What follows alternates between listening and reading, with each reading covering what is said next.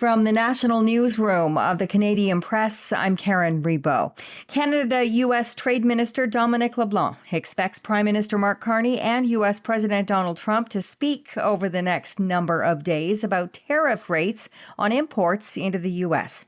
LeBlanc spent last week in Washington attempting to find common ground with the Trump administration, and in a surprise walkthrough at yesterday's Vancouver Pride Parade, Carney told reporters he's confident Canada will eventually strike a trade deal. Yes, we'll come to something with the Americans, something constructive with the Americans. Carney will visit a Canadian Forces test range facility north of Nanaimo today. It was a scary few minutes off West Vancouver yesterday when at least one person was injured as a ferry hit rocks in waters just off the coast.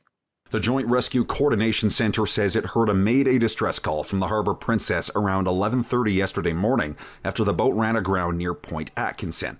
The Rescue Center says it dispatched emergency services, including a Coast Guard aircraft, a hovercraft, and 2 other boats to the scene. One injured passenger was flown to paramedics for care. Officials didn't say how many people were aboard, but the website of the operator of the Harbour Princess states the vessel has a standing capacity of 275. David Bowles, The Canadian Press.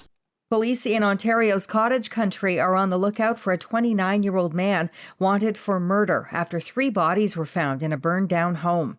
Ontario Provincial Police say they responded to reports of gunshots late Friday in Bracebridge, that's about 200 kilometers north of Toronto, where officers found 1 man dead and a home fully engulfed in flames. Investigators later found 2 more bodies inside the home.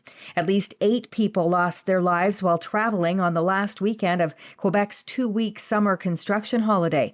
In the deadliest of incidents, provincial police report 4 people, a man and 3 children, died Saturday evening when they crashed into a tree along a narrow road southeast of Quebec City.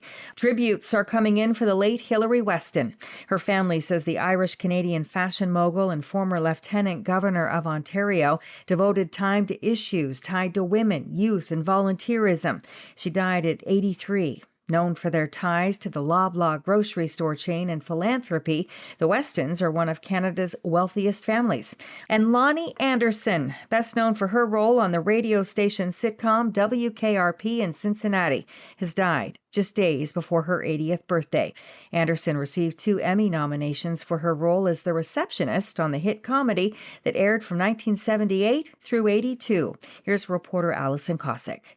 Anderson played the smart, sexy, empowered receptionist Jennifer Marlowe at a struggling radio station. She had to change her hair from brunette to blonde for the role, which she originally turned down. I liked the show, but I didn't like the role.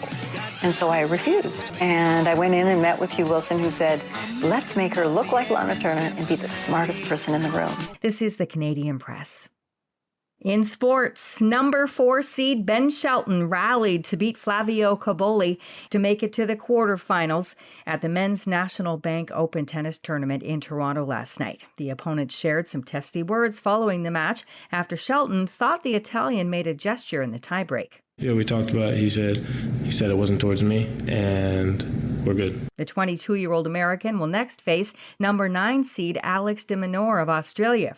At the women's event in Montreal, Clara Tauson of Denmark upset 2nd seed Wimbledon champ Iga Swiatek to reach the quarterfinals. Another top player fell just a night after top-seeded Coco Gauff was knocked out by Toronto's Victoria Mboko. The Toronto Blue Jays are in Denver to open a 3-game series tonight against the Colorado Rockies. Jays are shaking off losing a series at home against Kansas City.